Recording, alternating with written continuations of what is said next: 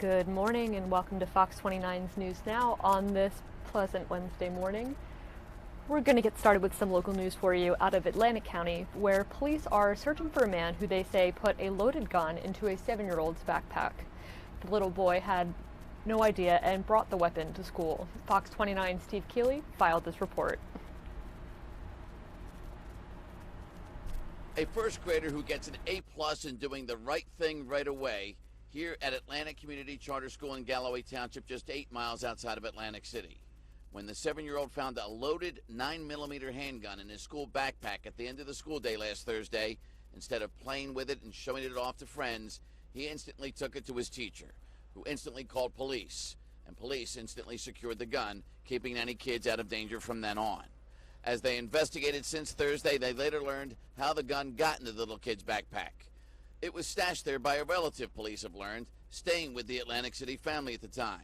Police now have a mugshot that they put out publicly as they look for that relative, identified as 33-year-old Lamar Keith Williamson of Atlantic City. When found, Williamson will face endangering the welfare of children, unlawful possession of a weapon by a prohibited felon, and other weapons charges. Eventually, perhaps, Mr. Williams may learn from his 7-year-old relative how to behave the right way. In Galloway Township, Steve Keeley, Fox 29 News.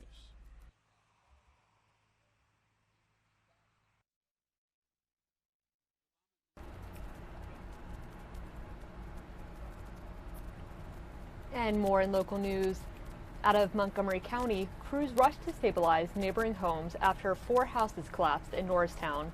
It happened yesterday around 12:30 in the afternoon on the 1000 block of Willow Street. Fire officials say a contractor who was hired by the municipality was working to tear down a home with 3 properties attached to it. That's when all 4 homes came tumbling down. Fortunately, no one was hurt, and all 4 homes were vacant. The properties had been damaged by a fire back in 2013 and were never repaired. We got here at 1000 block and found 3 houses had collapsed, in addition to one that the contractors were working on this morning as part of a contract to remove the fire damaged building. It's scary. It's really scary because when I first heard it, I thought they were in there. That's what everybody's assumption was, that they were still in there. They were built probably in the late 1800s, and just the normal wear and tear, the walls between do wear out, and the mortar comes weakens and falls out. People living in 2 neighboring properties have been evacuated until crews deem their homes structurally safe. The Red Cross is helping them until they're allowed back in, which could take a few days.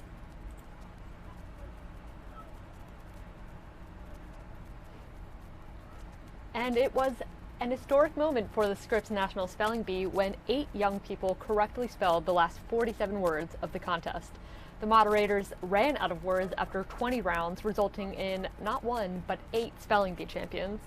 One of the winners was Shertika Patty, who hails from our area. Fox 29's Lauren Johnson got to meet her this morning. Sometimes it's the 3rd time that's the charm. Actually, for this student here at Rosa International, it was the 4th time. Shertika Patty, how are you? Good. Good. I see you have on your shirt. You won. How did it feel that day? Take me back to that day. It felt amazing. I was just so happy because I didn't expect this. It was a long, grueling day for you, was it not? Yes, it was a long time competition. Now tell me, building up to it and preparing, what was that like for you? I think your father said you were studying how many hours a day? I studied up to 5 hours a day on weekdays and up to 15 hours a day on weekends. How did you stay so focused? I really tried to concentrate on the end goal, which was winning. And you've done this 3 times before. You weren't the winner, but you were building up and you were doing better each year. Was the defeat hard to take in the previous years? Were you kind of disappointed saying, I have to come back and win? I definitely wanted to come back and just do better and just break my previous record. Now, give me some tips on how you learned, like what did you do at home during your studies to help you get better with this each time? So I would learn from my mistakes and I would just build on what I had learned from previous years. Now, I have no idea how you prepare for something like this. Is it literally just taking the dictionary, opening it, and just starting to spell words? Like, what do you do? So I study words that I think would be most helpful, and I also study root patterns like Greek or Latin. And when your friends hear, I'm studying for the spelling bee, what'd they think about that? They were really supportive, and I'm so thankful for that. Now at home, did you like shut the door? Were you like, no one's allowed inside? I have to study and stay focused. Did you take breaks? Take me back to the studying and preparing. So I took frequent breaks when I was studying. I would study alone and with my parents, and they would quiz me. So it was a lot of help. The day of the competition, what'd you do to stay focused? I listened to music the night before, and I'm a big music fan, so like Shawn Mendes and stuff like that. So. I love it. Congratulations. It feels good, I'm sure. She's sporting her T-shirt, the 2019 Spelling Bee champion.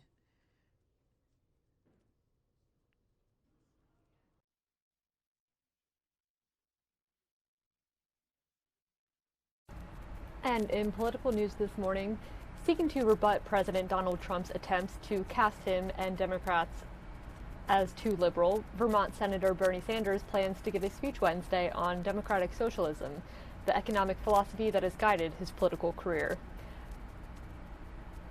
Doug Luzader has the story this morning from Washington.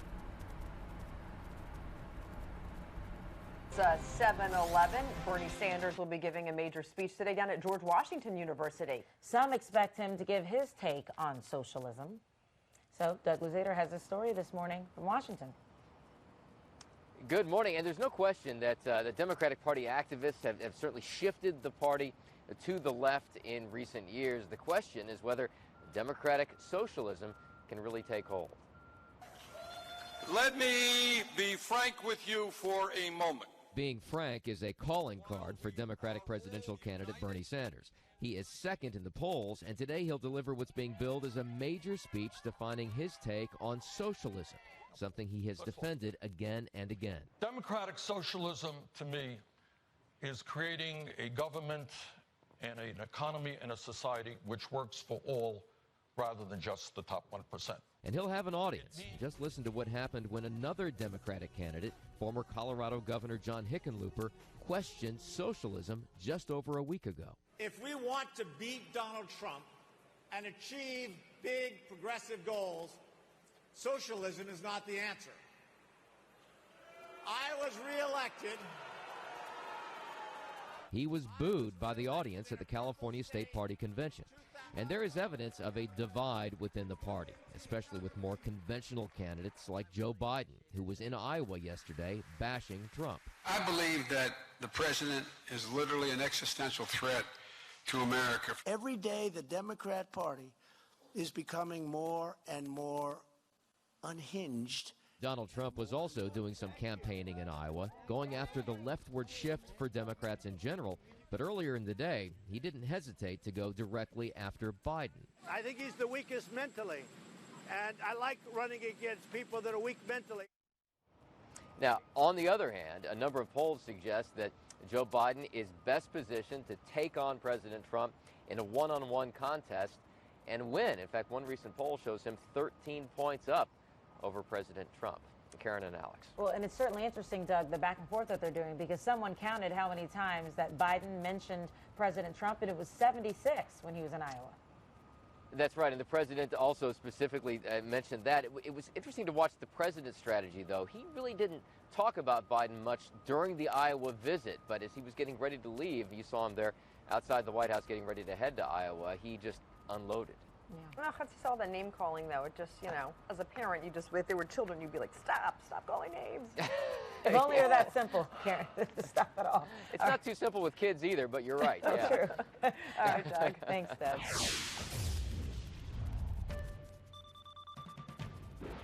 And moving on to your Fox 29 Weather Authority. The Philadelphia area is slated for a mostly sunny Wednesday with low humidity. Clear skies will kick off the day ahead of increasing clouds in the early evening. Temperatures will reach a high of around 78 degrees. Rain is expected to return to the forecast tomorrow, unfortunately, with showers in the morning giving way to scattered thunderstorms in the evening. Here we have a look at current temperatures in our area. A mild 61 degrees up in Mount Pocono. About a 10-degree temperature shift heading into Reading and Lancaster.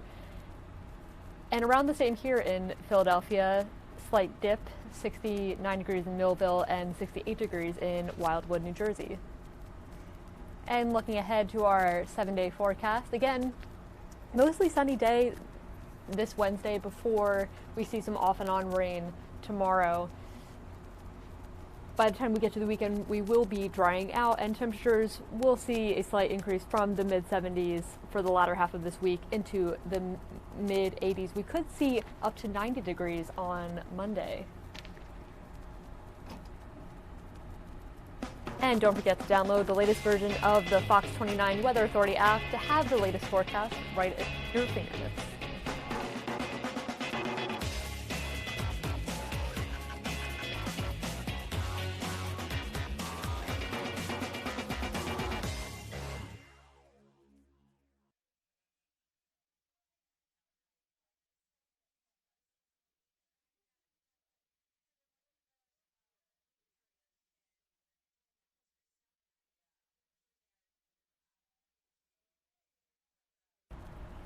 And moving on to business news this morning, a celebrity is taking the lead for Dads on the Go, and another retailer has joined the CBD craze. Fox Business Network Tracy Carrasco has more in today's Business Morning Outlook. Stocks closing down with the Dow Jones Industrial Average losing its 6-day winning streak. This as China promises to fight to the end in the U.S. trade war. Kroger is hopping on the CBD bandwagon, joining major retailers like CVS and Walgreens. The country's largest supermarket chain will begin to sell some types of cannabidiol products in its stores. The products will be CBD topicals such as lotions, balms, oils, and creams for pain and soreness relief. Men's restrooms across America are getting an upgrade with 5,000 brand new baby changing tables. Pampers announcing the change in a new ad featuring celebrity spokesperson John Legend, who shares stories of everyday dads creating makeshift changing stations in the bathroom instead. That's business. For more, log on to foxbusiness.com. In New York, I'm Tracy Carrasco.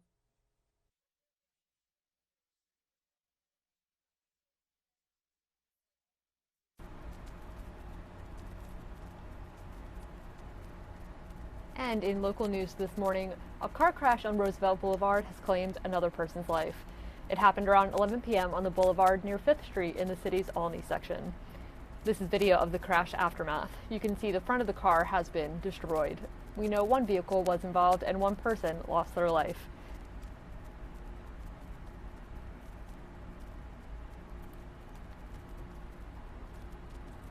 And overnight in Germantown, a woman has been arrested accused of stabbing another woman to death, possibly over a parking spot. Sky Fox was over last night's scene on the 5300 block of Lena Street. Police found the 27-year-old victim around 9:30 p.m. Police say she was stabbed twice in the chest and rushed to Einstein, where she died. Witnesses told detectives her attacker was wearing pink shorts and had red braids. Police say that description of the suspect led to an arrest. About 3 blocks away, they saw a female fitting that description with the pink shorts and the red braids in her hair. As soon as this female saw the police pulling up, the marked police unit, she tried to flee on foot, but police officers immediately grabbed her, held on to her. We brought a witness to the stabbing to that location. The witness immediately positively identified the perpetrator. Police say the disagreement and stabbing may have been over a parking spot. And in Delaware County, I-95 became a crime scene yesterday after a Pennsylvania state trooper opened fire during a chase. State police say it all started when a 28-year-old man driving a 2002 Ford Taurus failed to pull over for troopers. It turns out he was wanted. Troopers chased him down I-95 south for 5 miles before the driver went off the exit, drove over a median to get back on the highway. That's when troopers used an SUV to pin the suspect against the guardrail. When he tried to drive away, a trooper fired one shot, hitting the man in the leg. The suspect, who is yet to be identified, was taken away in an ambulance. Police say he was wanted out of Chester County on a probation violation.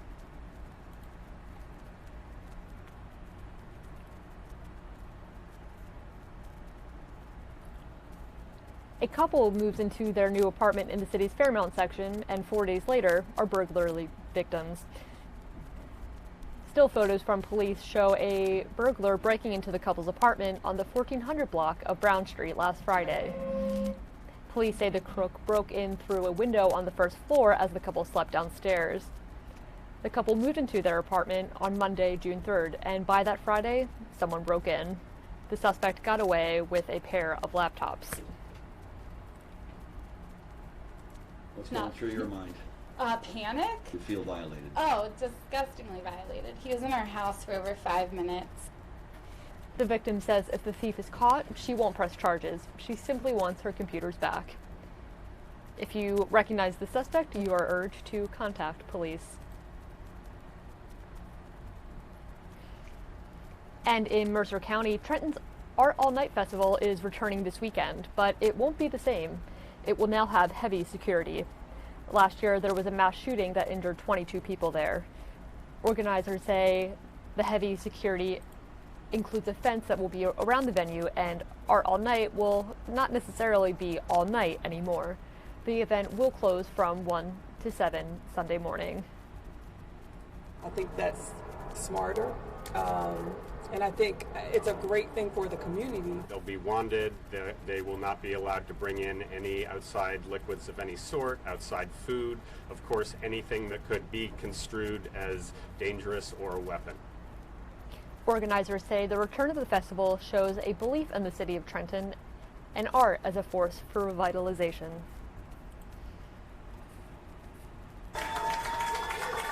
And Philadelphia's alumni chapter of the Kappa Alpha Psi honored 5 teens at its annual signing day event.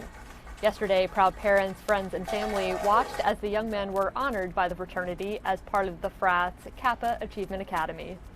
It's a mentorship program for boys ages 9 to 18 and teaches them lifestyle skills, professional development, and academics. 4 of those teens are headed to college, and 1 is joining the Air Force. We see so many statistics of men not helping and men not being involved, but if you come here, you tell a different story. The teens also signed a commitment to do well in life. They also received a scholarship from the fraternity.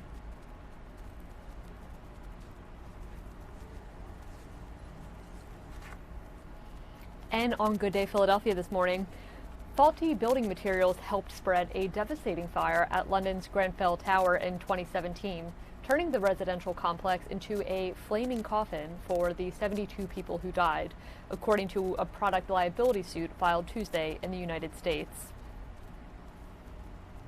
We discussed the case this morning on Good Day. 7:33, survivors of the Grenfell apartment fire in London have filed lawsuits here in Philadelphia, suing 3 U.S. companies, including 2 headquartered in Pennsylvania. You may remember because we broke in live on the show when this happened. This made world news. It was a 2017 high-rise inferno. It killed 72 people and injured 100 more after a refrigerator caught fire there. The 3 U.S. companies being sued are Pittsburgh-based Arconic, which supplied the exterior cladding, Malvern-based Celotex, which makes the insulation, and Whirlpool, which built the refrigerator believed to be responsible for the fire. Whirlpool has since responded, saying 2 investigations found, quote, no evidence of any fault. Celotex says it remains committed to working with British authorities. So we decided to bring the lead attorney on this case, Robert Mongaluzzi, in. Good morning to you. Thank you for joining us. Thank you. So the big question, of course, is why bring the suit right here in Philadelphia? Sure, because the key manufacturers who made the key products that caused this devastating inferno are from Pennsylvania. Pennsylvania has great interest in regulating the conduct of the corporations that are here. Arconic, which has been a Pennsylvania corporation for 188 years, made these panels. They don't sell them in the United States for use on residential towers because they burn and kill people. But they sold them abroad because they can make a profit over there because they weren't banned. 12 days after this catastrophe, they withdrew it from the market. That was a decision that they should have made much earlier, but didn't. So basically, you have to prove that they willingly, and they knew that this could cause this type of disaster, yet they still decided to put it in a building overseas. Absolutely, and they did know, and that's why they didn't sell it in the United States. And we should not be able to let corporations hide behind international borders. We have a global economy, And what is safe for Americans should be what's safe for everybody else. It's unfair to exploit other countries. And a lot of people that lived in this tower were people that didn't have as much money. Do you think that played a factor in this case? I don't know if that's necessarily true. I think that money played a factor, and I think that corporations want to maximize profits, and historically they have made decisions where they have prioritized profits over safety, and we believe that that's something that we're going to be able to prove in a courtroom. And speaking of money, you've mentioned that when it comes to the victims and the survivors' families as well, they all have signed on this. It's about 250? Yeah, yes, we have 69 of the families whose loved ones died agonizing, horrible deaths in this fire, along with more than 100 survivors. But when it comes to the process and how this works, you still can't ask for a specific monetary amount? No, not in Pennsylvania. Under Pennsylvania law, you can't say this, I want this number for a case. It's left in the discretion of the jury. They are very good at doing it, and they get it right. And they're pretty generous usually here in Philadelphia. I mean, they're known for being a generous. I think I would say that they're very reasonable. I think that the people of Philadelphia value life. They value pain and suffering. They believe that people should be fairly compensated when you take someone's life away. Have there been any settlements in this case? No. No. So they're all bringing it together in order to Yes. get that thing. And there's still the criminal prosecution, which is going on in its own track right now. And this will have no impact on what is happening in terms of governmental investigation. It happens all the time where there's a government investigation and there's a civil case. It happened in Salvation Army. It happened in Pier 34. It happened in Amtrak. Virtually every high-profile disaster has had both government investigation, criminal investigation, and civil litigation going on at the same time.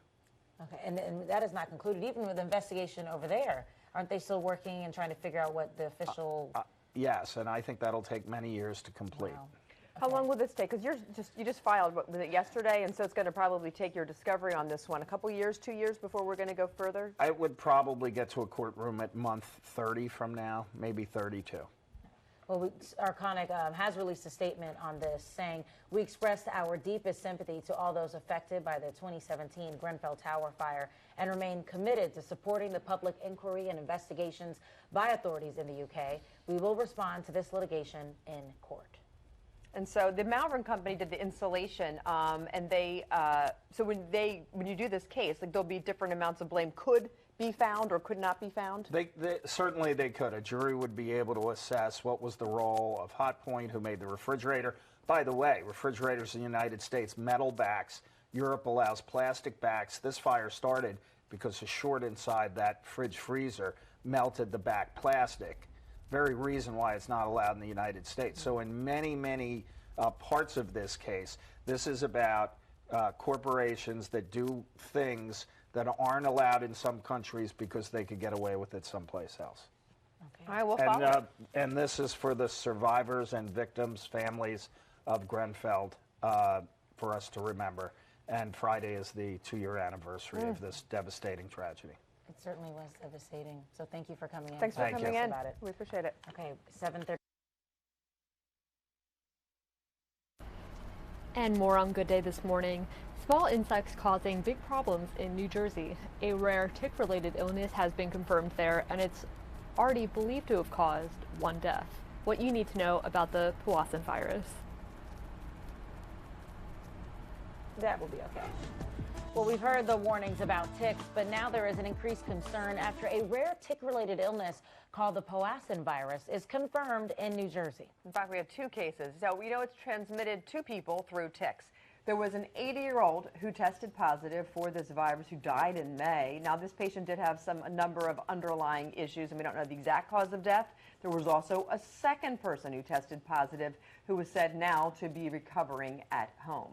So this CDC chart tracks the growth of the Powassan virus from 2 in 2008 to 33 in 2017, which was the last reported year for it. To put in perspective, there were more than 30,000 confirmed cases of Lyme disease that year. So it's still not the same as when it comes to Lyme disease, but it's growing and it's something that people are starting to get concerned about. And then as you can see in the CDC map, most incidents occurred near the Great Lakes, but there are also cases in the Northeast where we are. So we decided to bring in an expert from Penn on this one, Dr. Stephen Gluckman, who specializes in infectious disease at Penn Medicine, to explain what this is. So, Doctor, thank you for coming in. Good morning. Sure, good morning. What's so scary to me is this can't be treated. There is no treatment, as is the case for most viruses, by the way. So then what is the difference then? Because we mentioned, and we did put a perspective about the comparison between these cases versus Lyme disease. What is the difference then between Lyme disease and this virus? Well, they're both carried by the same tick. The main difference is Lyme has a treatment. It's a bacterium, and we have treatments for most bacteria. So it's a treatable disease. This is not. It has to run its course, and there is a mortality, and some people never completely recover, but some do. We were just showing some pictures of ticks, and the tick that this is carried by is the deer tick, which is the littlest, itty-bitty, hardest to find tick, and that's also so alarming. Well, it's scary if this can have permanent neurological effects on people. Absolutely, it can. It's, you have to put it in perspective. I'm not minimizing it, but it's still very, very uncommon. And you get the numbers for Lyme, for instance, which are many times greater. But it grows so quickly. I mean, before Lyme was just in Lyme, know. Connecticut, which is why we call it Lyme. Now we have it all over, and we're the hot spot, you know, the #1 state. I'm not suggesting I can predict the future for this, other than it's likely to increase. I'd be surprised if it ever gets near the numbers of Lyme. And there are other cousins of this virus that we already have in the area, like West Nile. That's mosquito-borne, but it's a very similar disease. When it comes to, since you said it's carried by the same tick, for a parent at home and lets their kids play out, especially now that they're out of school, are there some symptoms or things we can look for to say, hey, this is different than Lyme disease, this might be a little more serious? Early on, it may be difficult. Okay. Because they both can start with fevers. As it evolves, yes, most people with Lyme have a characteristic rash. And it is very, very rare that Lyme causes an encephalitis. So, which is an inflammation of the brain. It's an inflammation of the brain, and the clinical signs and symptoms are the brain isn't working normally. People are confused. They may get unusually sleepy. They may have other neurological symptoms, which would be very rare. It's hard to pick up on that sometimes. Who did that? You know, kids are tired. You're like, you're cranky. What's wrong with them? This isn't any different in my office. Yeah. I can't give people 100% assurity about these things. Right. Either you go on with what you're doing, or you get paralyzed by these fears. And there's no reason to be that. You can decrease your risk by decreasing your exposure. Let's go through some of those tips. What things can we do to decrease our risk? You can cover up. So long sleeves, long pants, tuck your pants into your socks. That really does help. Although we're talking about warm weather. I'll tell you, my kids are never ever going to do that. I have to say it. Yeah. That doesn't mean anybody's going to do it. Insect repellents, there are several CDC-approved insect repellents, and they are all safe. They've been very well studied. I know there's some misunderstandings about. And also monitor the kids when they come back in. Make sure you check their body. Check their body for ticks. And then there's a chemical called permethrin, which you put on clothing, lasts weeks, even through washings. That's a very effective insecticide. I'm going to write that one down. It's both for ticks and mosquitoes. Is there a blood test? Is there a way to test if we have this? What do we do? Powassan? There is a blood test. It's not done in a routine lab because it's not a common disease. It's done through the state health department sent to the CDC in Atlanta. Okay. We also want to mention that East Stroudsburg University offers free tick testing in their lab. They say remove the tick, seal it in a plastic bag, fill out the form online, and they will send you a kit. We posted the link to our website, of course, fox29.com, and make sure you click on the Seen on TV tab. And it's a danger to pets and everything else. Doctor, thanks for sharing this. Oh, it's nice to be here. Well, we appreciate it. Thank you.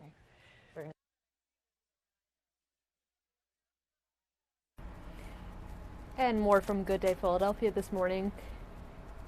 How do you feel about camping, but without the crazy cost? We have how you can rent everything you need for a weekend in the woods right here in Philly. The county. All right, if you're thinking about going camping, but you don't have the slightest idea of what you need, pay attention. There are some places that are going to actually let you rent everything that you need, from tents to sleeping bags, the canteens. They got you covered. Cowan and Alex are out front, going to tell us all about it. Let's go camping. Okay, you're right, Bob. We want to go camping, but where do you start, right? And especially for me, because sometimes you need all the gear, you may not have everything. But now you can rent it, especially here in Philadelphia. So, and that's the new thing with you, right, Aaron? You're saying with United by Blue? Yeah, we're right down on 2nd and Race, and you can rent some camping gear online at unitedbyblue.com/gear rental, and then pick it up right on your way out to the Poconos or wherever you want to camp. And that's the key here. Look at all this stuff that you can rent. Karen is over here checking it out. And Karen, you've had this situation recently with one of your boys.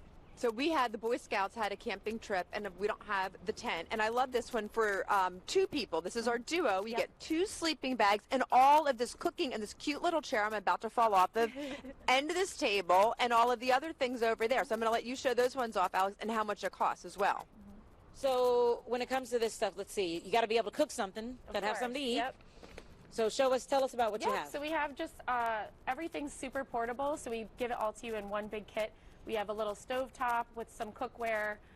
You get even a little cheese grater. This cooler pops up, so you really everything you need for a 3-day camping trip. And do you have different packages, or literally all of this comes in one big package? Yeah, so the tent, the sleeping bags, and the whole kitchen kit comes in one package. You can also get, if you just need a sleeping bag, you're welcome to do that. And we also have kits for up to 4 people. Just the camping kit if maybe you're going tailgating and you don't have all these supplies. So a lot of options. So for everything, how much is it if you want to rent that? It's $250 to rent for 3 days. Okay. So it's definitely less than an Airbnb up in the Poconos. And you can enjoy the outdoors with your friends and family, do some cooking and barbecuing, start up some s'mores. And I asked you, what's the difference between going to some of the other companies when it comes to renting? And you say it's the location and access to it. So in Philadelphia, we noticed that a lot of us wanted to go camping, but we didn't have room to store all the gear in our houses. So this way you can rent the gear, take it out in the car with you, or rent a car on your way out of the city, and then return it on your way back. And if you like any of the gear especially, you're welcome to purchase it with a discount after renting. Now, what happens when I bring it back? Like, what if I've got all kinds of funky bugs and dirt and everything? Yeah, Can I just drop it off? we ask everyone to shake it all out and dry it beforehand, just to try to prevent any damage from water. But we clean everything for you, and we make sure that it's all set to go for the next person to rent. And most people only go camping like once a year, so it's great. Now, how about if I want to throw in a hammock?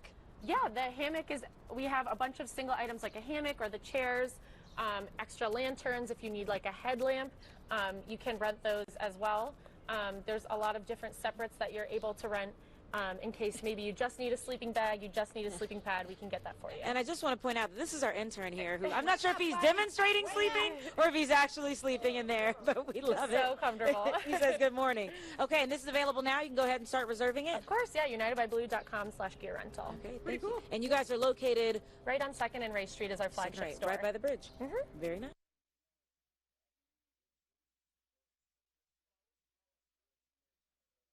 And we are going to move now to Washington, where a hearing will continue regarding funding for 9/11 first responders, where we saw comedian Jon Stewart yesterday with an impassioned plea to lawmakers with a sparse panel there for failing to ensure that 9/11 first responders would have adequate funding. Stay with us.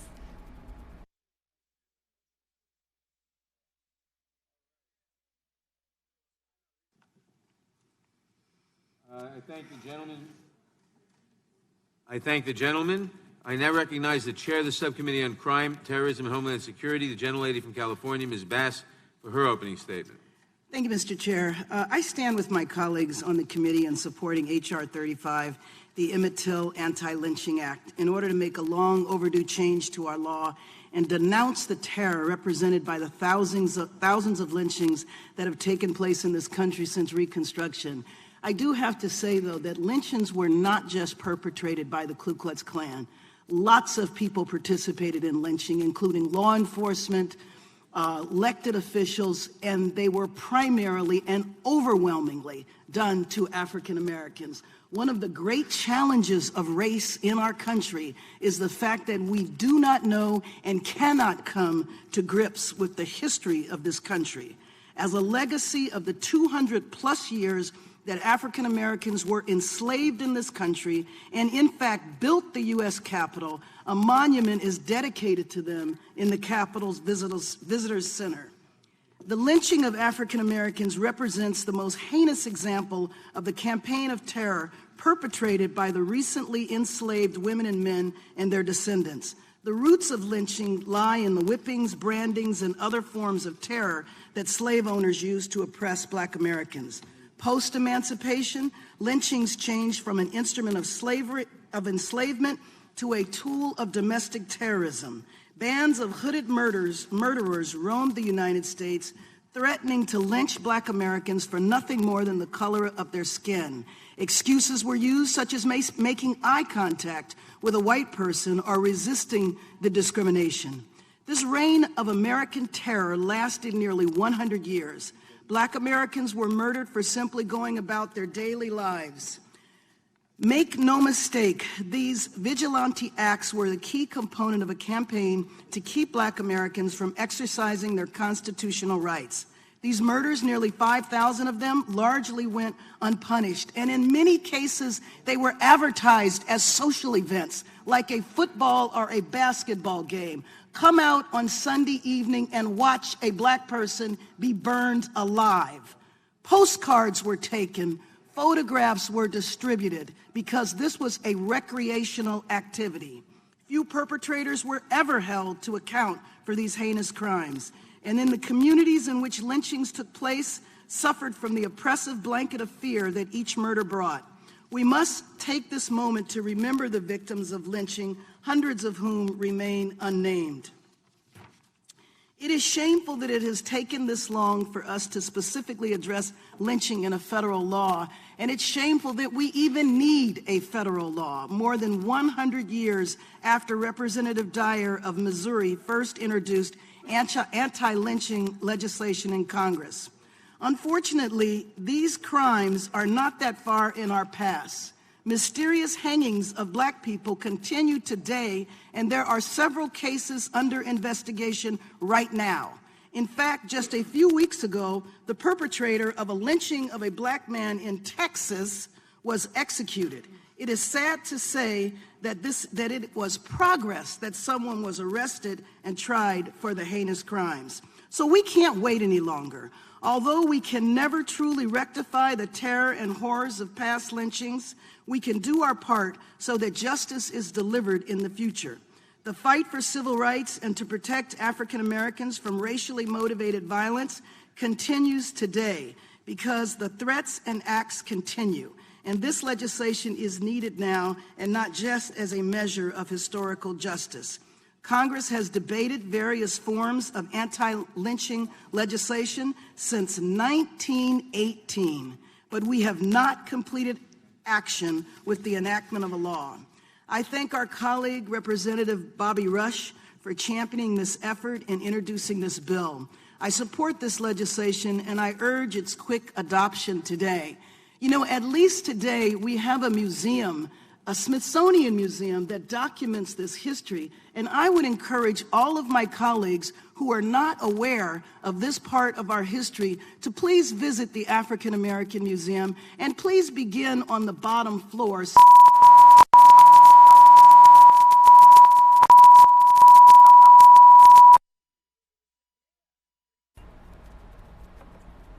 And we apologize for that brief technical difficulty. Stay with us. We're going to route you somewhere else in Washington in just a moment.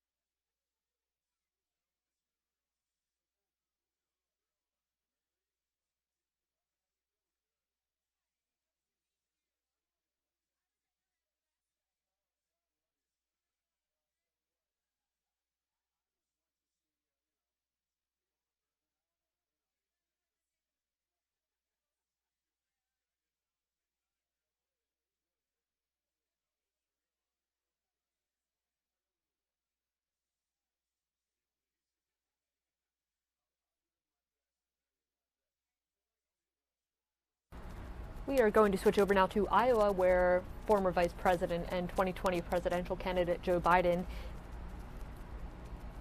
is stopping as part of his 2020 campaign in Elbridge, Iowa.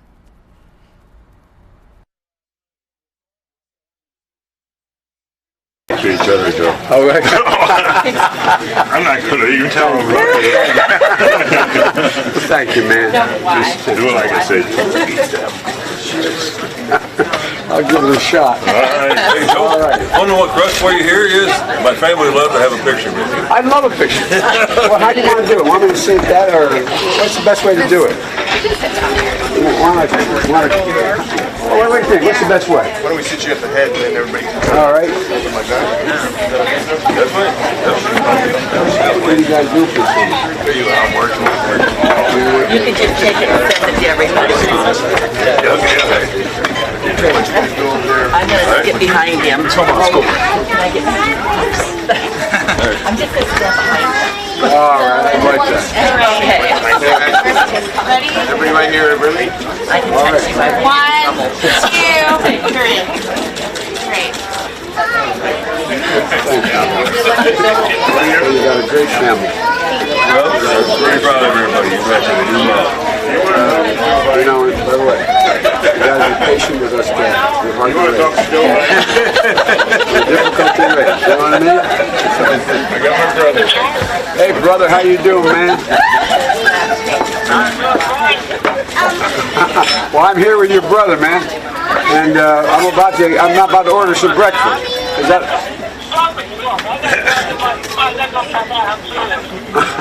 Thank you. All right, man. Well, I'll tell you what. Thank you for being there last night. I appreciate it. Do I just actually disconnect him? I think you cut him off. Oh, let's get him back. I couldn't try to take it off speaker. He was saying how much he loved the press when he was talking about it. Hey, man, did I lose you? Thank you. Hello. Thanks. Hey, Mike. I didn't hear what you said before, Mike. I'm sorry. There's a lot of noise. What did you say to me?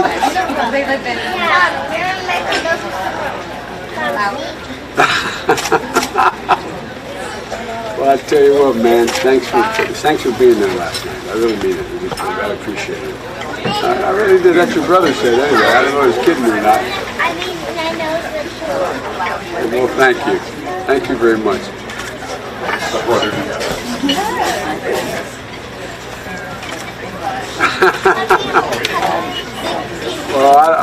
who's counting? Well, thank you. Well, you know, I think we're going to just go out there and tell them what we think and see what they say.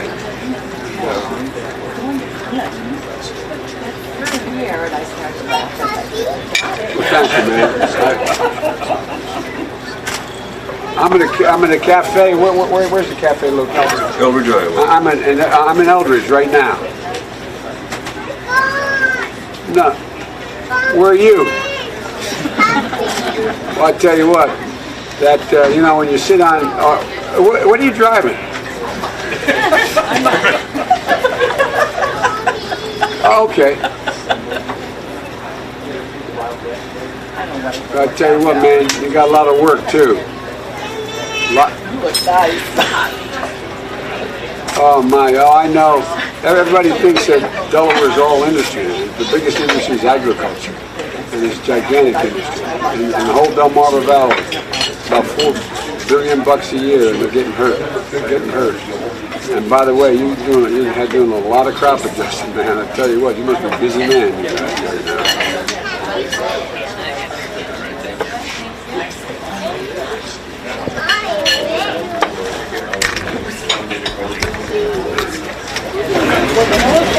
Well, I don't doubt it a bit. I look forward to seeing you, and in the meantime, man, keep the faith, okay? Keep helping us. Longer than he did me. All right, well, I'm going to get it from your brother right now, and I'm heading to Loudon, I'll let you know. All right, pal. Well,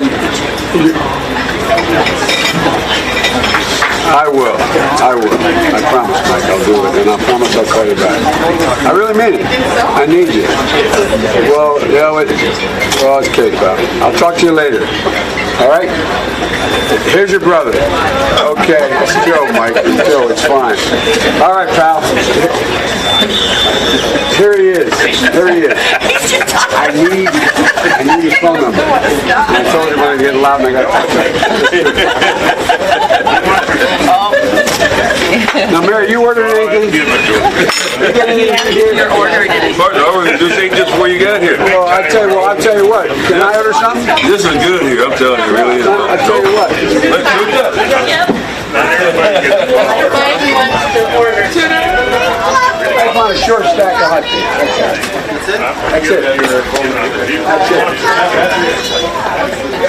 Sir, do you think Bernie Sanders' defense of democratic socialism is a good thing for the Democratic Party? Look, I think Bernie means what he says. One little joke? Yeah, a little bit. Yeah, that'd be good. A little joke.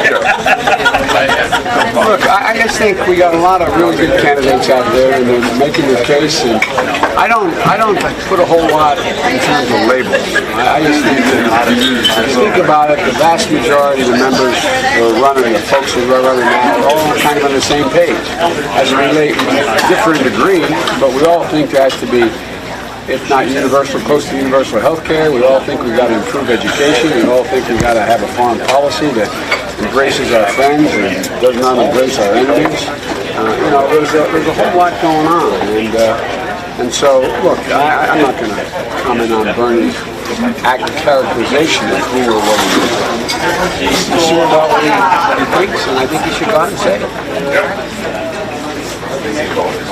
How you doing? Sure, you guys don't want any hot cakes to be on me. I mean, I'm ready. Can I ask you a question? You mentioned yesterday about the debate that you're only going to have a minute to respond and a minute to make a statement. Are you concerned that for you, in reaching voters, that won't be enough? No. All I meant was I think it's a little bit. It's a little bit of an exaggeration to call it a debate. I mean, because there's not really much time. So it's like a lightning round. It's a good thing to do. I'm not suggesting you shouldn't do it. But in the presidential debates that I've been involved in before, and as vice president, they're basically 40-minute deals where you stand up there and you go into detail about your programs and what you believe. But I think it's a good thing. I think everybody should be in the deal. That can get there. It's going to be hard, I think, for them to figure out how to sort of referee it and do it. But I wasn't complaining about it not being a debate. I was just saying it's an exaggeration to suggest that there's going to be any real depth about what we're going to be able to get into in a minute. And so my guess is it's going to be an inclination that instead of talking about the future, we're going to be talking about the past. And how about the future, not the past? For real. There's so many opportunities we have. So much has to be done. But it is a process, and I don't even think the DNC has quite figured out exactly how. What they have, I don't know exactly what the details are. I guess we'll know by the end of, I'm told, I thought I heard Friday, this Friday, we're going to know who's on the stage and who's not and who's with whom, and so it's a little confusing, but it's the right thing for the Democratic Party to do, to reach out and give everybody who wants a shot of running a shot. And but it's and so anyway. Do you think it'll be hard for voters to really get a sense of anything when they're watching that? Well, I just don't know. I mean, I don't recall something being done like this before, and we'll see. I mean, I think you're going to know after the first round of this whether or not it gives voters a sense of who each of the candidates are. Do you think their experience in doing these large kinds of debates over the years, does that give you an edge? No, I don't think it do. I think, look, if we were sitting before the nation and we're sitting down and I'm debating one person or two people about an issue, I think that I have some experience in that. I've been through it before. I think there's some value in that. It's like, you've shot hoops before. You've done it. Doesn't mean you win. It just means that it would at least be a circumstance you're used to.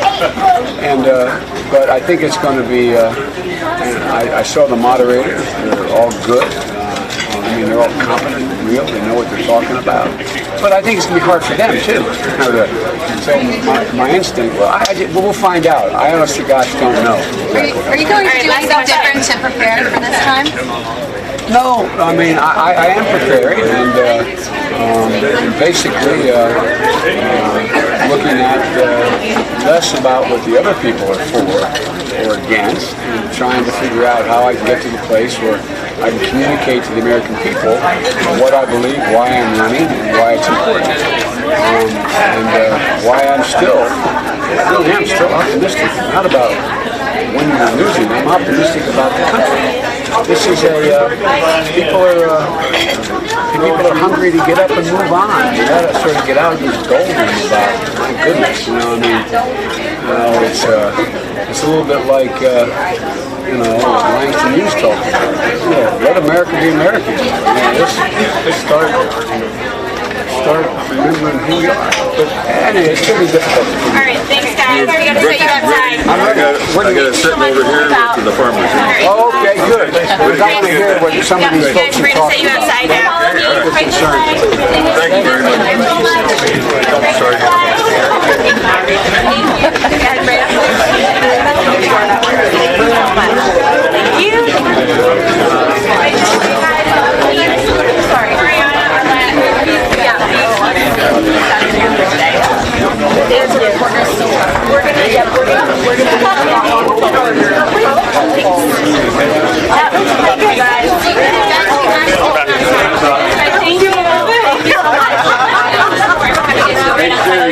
Thank you. Julia, can you grab the door? Thank you so much. So everybody, if you want to stick over here, there you go. Sorry. Pass, yeah.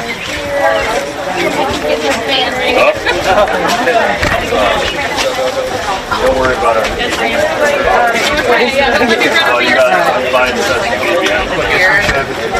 Yeah. Is that okay? Thank you. Joey was yeah, they did. You were there. I mean, I can say, but I just want to. I mean, it's. I can see it. It's a movie, and then what's to be loaded, but then we can.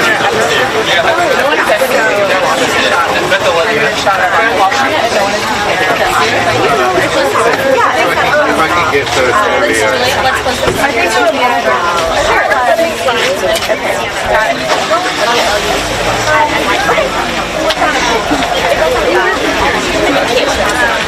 Okay, got it. Yeah. I'm doing it, by the way. Oh no, I'm getting the answer. I just got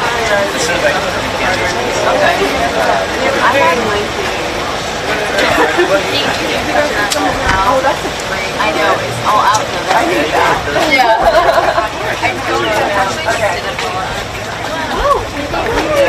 I knew. This is one copy somewhere. Thank you. I know, yeah. You're everywhere. Yeah.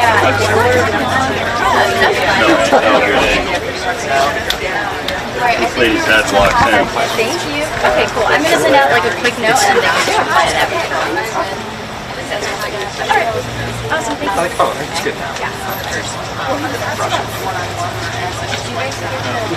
I mean, I think that I've been trying to figure out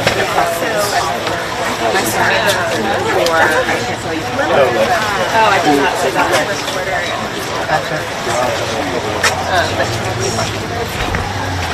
Like,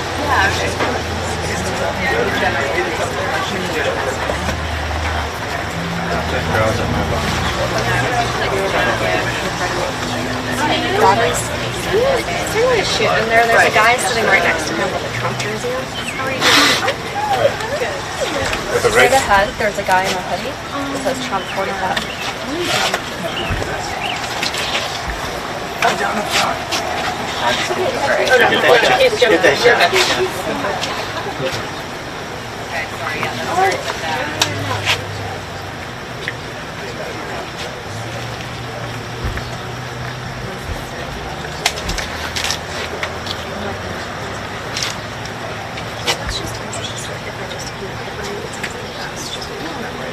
Yeah. I think the... I've got actually this chocolate dessert.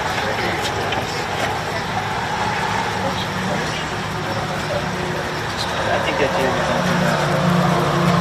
guys are going to have to get you. There's you kind of seems nice to just look back to the guy.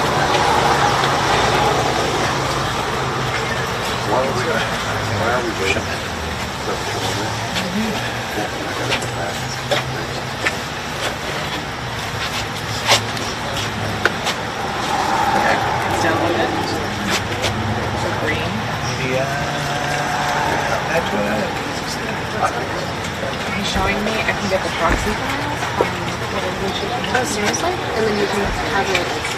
It looks like standard. I feel like you will. Oh, it's very easy. I bet you have to get a drug division.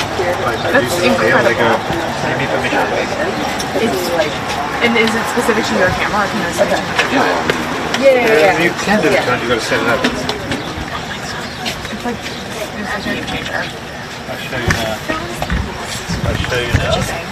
Setting. See, here's my camera. It's connected. Does that connect to your Wi-Fi? I understand, but you can't have permission here. I've got to give you the passwords. I'll just show you. There's the camera. Oh my god. And monitoring. I'm like mind blown right now. Okay, in just a minute, you guys, we're just going to try to clear a path so if everyone can go up to that side in just a moment here when he starts to get out. All right. Look into your left. That is amazing. Okay, then you go to browse. Proxy. Oh. And the camera just already on. Right.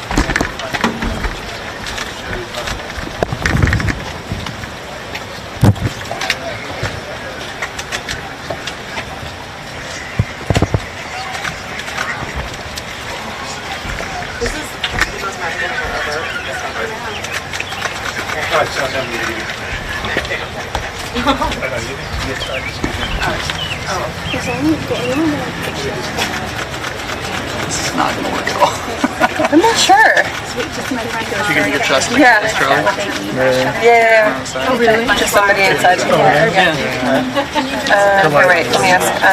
Oh, I thought it was smart to go. Hold on. Maybe I can. Here, okay, let's clear this way, you guys. Yep, we're moving this way. Which way? Yeah, that's one. Yeah. Can you get a photo of the Pancake Cities that you texted to me? Is it possible? Yeah. He's probably already. I think he's sort of already done with it. Oh, yeah, he's already. Oh, he ate it. He already ate it. I'm sorry. No worries. Okay, If there so is yeah, anything left, keep you in mind. Yeah. Okay. You want to go over here? Okay. Okay. But he'll be wanted. Obviously, you can get shots of him. Yep. Okay, if you guys wouldn't mind, just I think we're starting to move over this way now. Just if that's okay. Thank you. Do you mind being on the side? Yeah. Thank you. Thank you. Okay. Right behind his camera people. Yes, you can. We can't. No? You can. What's all that fake news you're putting out there?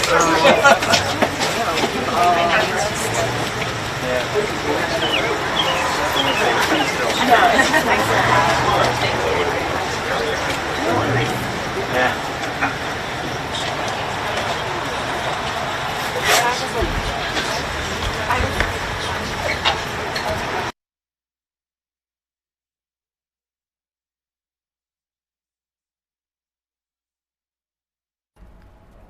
And that is going to do it for us today at Fox 29's News Now. Catch us again tomorrow, same time, same place at 10 a.m. And be sure to follow us at fox29.com as well as our mobile app and across social media, Facebook, Twitter, and Instagram. And thank you for joining us.